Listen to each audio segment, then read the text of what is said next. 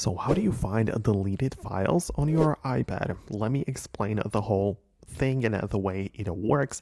If you are first time on Foxtecc, most definitely subscribe so you don't miss the next videos and tutorials like this one. So whenever you delete something from the iPad, in most cases, it is still going to be part of your iPad for like a month, for 30 days, for example.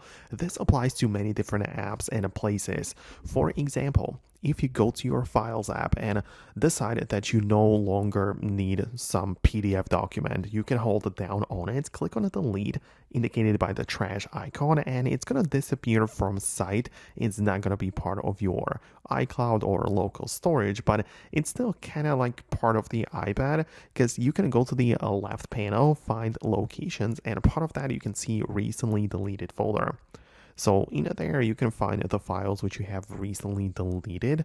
And in here, you can see that it depends on the situation. Like after some time, it's likely going to be removed for good. So you got to be quick with that. But you can still recover the deleted files which you removed from your storage.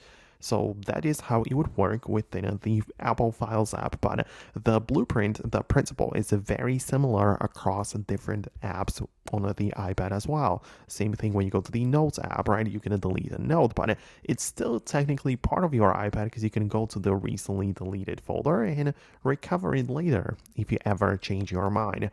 As I said, usually you have to be quick because it's going to be like 30 or 40 days before it automatically gets permanently deleted. So that is general the way how it kind of works. If you have something on your mind which I didn't talk about and you would like to know more, let me know about that below in the comments. Thanks a lot for watching and I'll see you later.